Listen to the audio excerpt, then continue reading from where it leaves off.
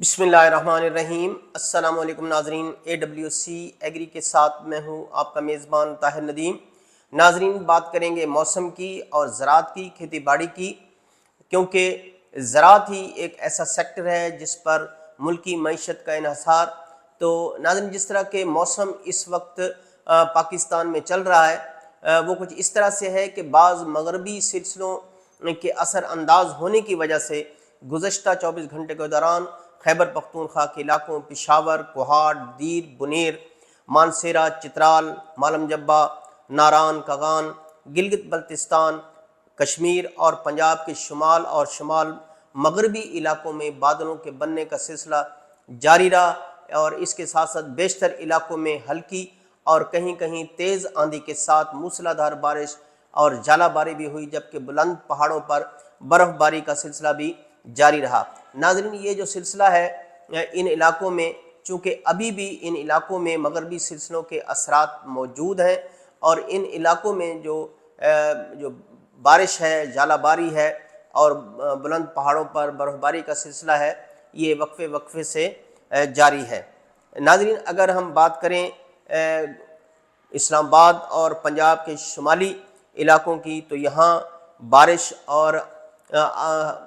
آسمانی بجلی کے گرنے کے واقعات کی اطلاعات ملی ہیں، لیکن جو بیشتر علاقے ہیں، ناظرین، گزشتہ 24 گھنٹوں کے دوران اسلام آباد اور پنجاب کے شمالی علاقوں میں بارش اور آسمانی بجلی گرنے کی اطلاعات بھی ملی ہیں۔ اس کے ساتھ ساتھ ملک کے وسطی، جنوبی اور انتہائی جنوبی علاقوں میں موسم خشک رہا، جبکہ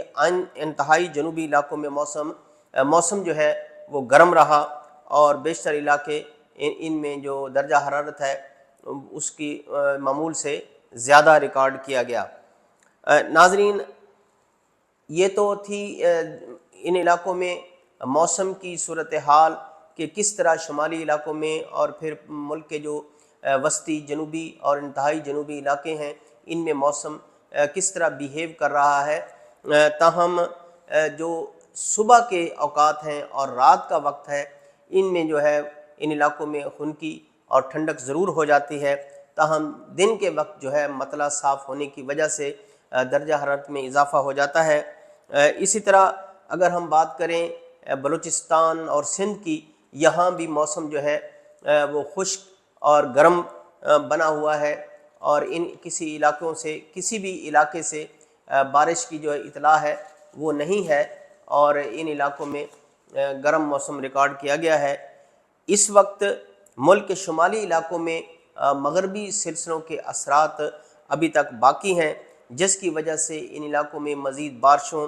ژالہ باری اور برف باری کا امکان ہے۔ ناظرین، اگر ہم بات کریں آئندہ 24 گھنٹوں کے لیے، تو گلگت بلتستان، چلاش، استور، خزر کے علاقوں میں بادلوں کے بننے کے امکان موجود ہیں، اور ان علاقوں میں ان بادلوں کی وجہ سے بارش، ژالہ باری اور برف باری کا امکان ہے۔ خیبر پختونخوا کی بات کریں تو چترال، ناران، کاغان، مالم جبہ، دیر، بنیر، ان علاقوں میں بھی بادلوں کے بننے اور برسنے کے امکان موجود ہیں، اور جبکہ جو بلند پہاڑی علاقے ہیں ان پر جو برف باری کا سلسلہ ہے جاری رہے گا۔ اگر ہم بات کریں کشمیر کی، تو آئندہ 24 گھنٹے کے دوران کارگل، لداخ، اننت ناگ،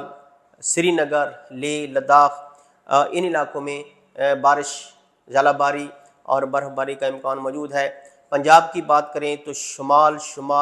مغربی علاقوں میں مطلع ابر آلود تو ضرور رہے گا، لیکن ان علاقوں میں جو بارش ہے اس کے امکانات بہت کم ہیں۔ تاہم اگر ہم بات کریں مشرقی اور جنوب مشرقی علاقوں کی، تو یہ بھی گرم اور خشک رہیں گے۔ بلوچستان اور سندھ کی بات کریں تو یہاں بھی موسم جو ہے وہ گرم ہی ہے اور خشک ہے، بارشوں کا کوئی امکان نہیں ہے، اور ان علاقوں میں جو درجہ حرارت ہے وہ بھی معمول سے زیادہ ہی ریکارڈ کیا جائے گا۔ ناظرین، یہ جو سلسلہ ہے اس وقت موسم کا آنورڈ، چونکہ اب موسم نومبر کا مہینہ بھی شروع ہونے والا ہے، تو موسم کم از کم جو وسط نومبر تک جو ہے موسم ان علاقوں میں گرم اور خشک رہنے کے زیادہ امکانات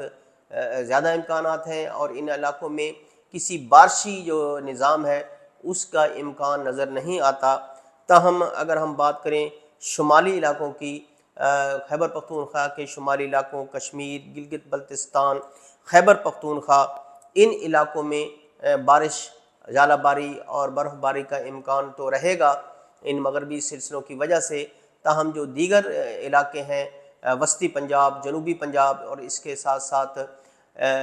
بلوچستان اور سندھ کے علاقے، یہاں جو ہے وہ موسم گرم رہے گا۔ ناظرین، اس وقت جب ہم بات کریں سموگ کی، تو سموگ جو ہے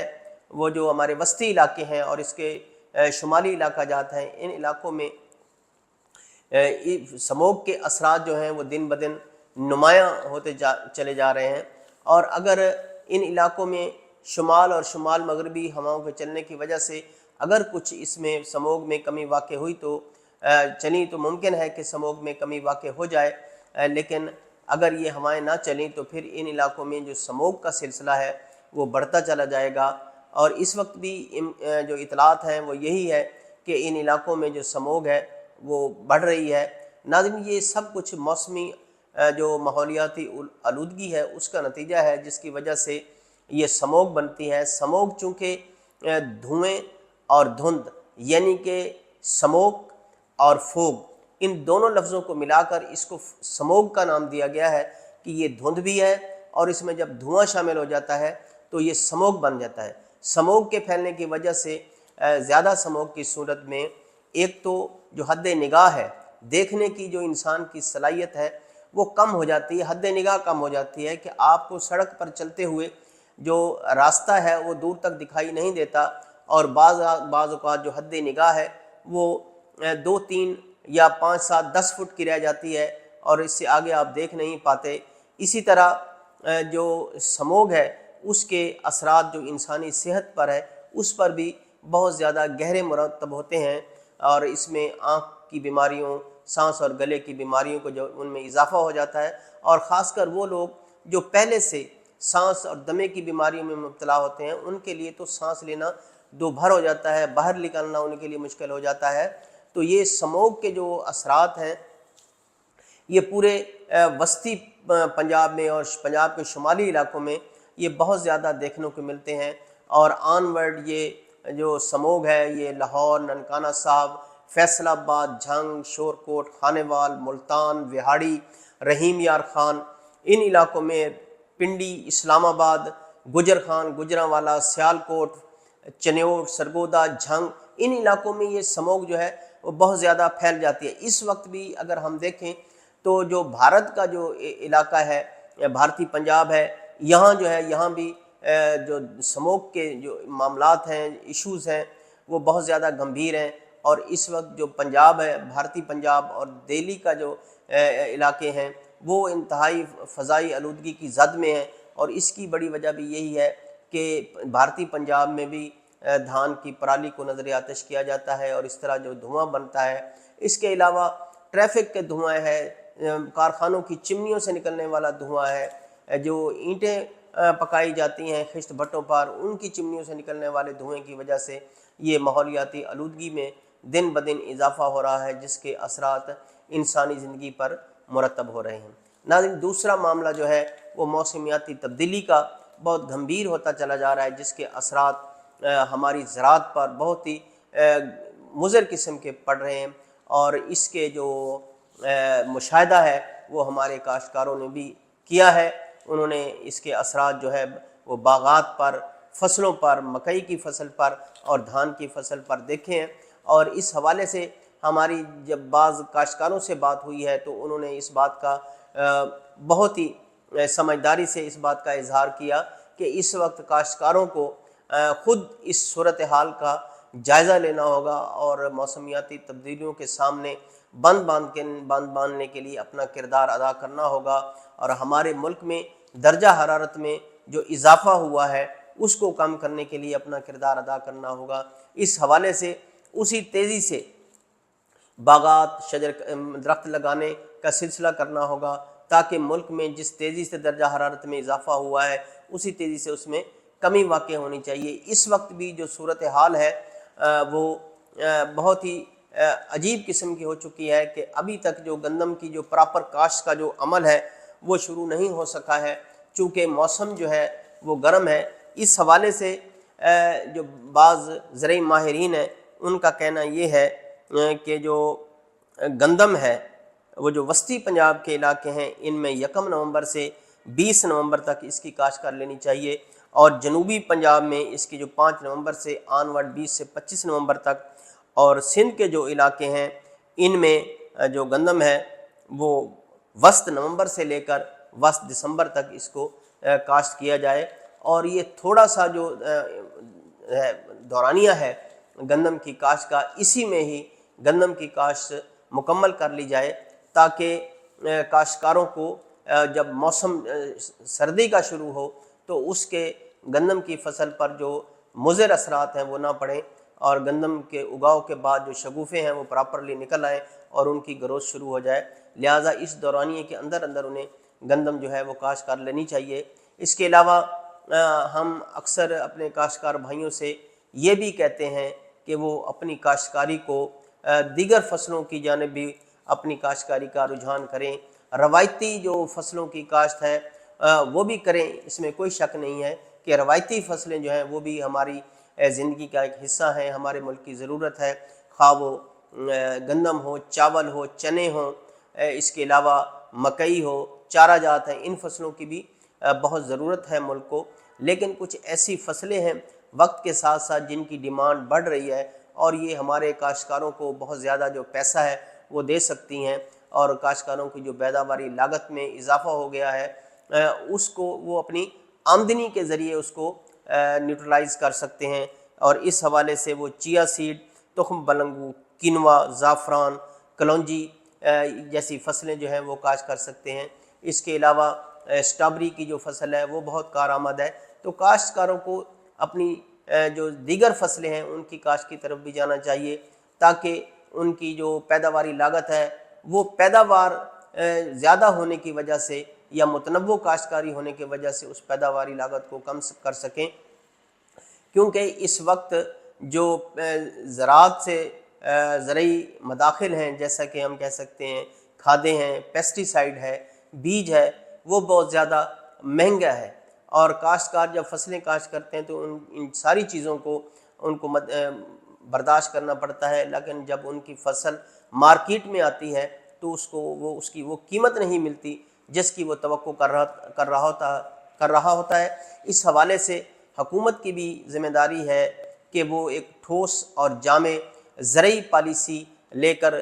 کاشتکاروں کے پاس آئے، اور تاکہ وہ اپنی زراعت پر مکمل طور پر دل جمعی کے ساتھ فوکس کر سکیں۔ یہ نہ ہو کہ حکومت کو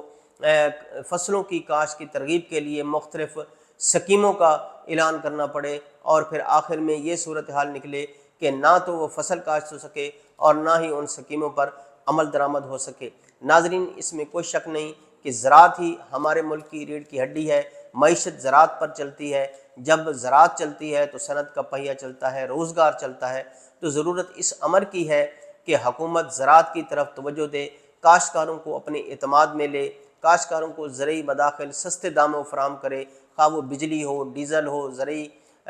جو کھادیں ہیں وہ ہوں، تو ان کی قیمتوں کو بھی ان کی بھی جو فروخت کی حد مقرر کی جائے تاکہ مارکیٹ میں یہ چیزیں بلیک بھی نہ ہو سکیں، اور اگر کوئی اس قسم کی حرکت کرتا ہے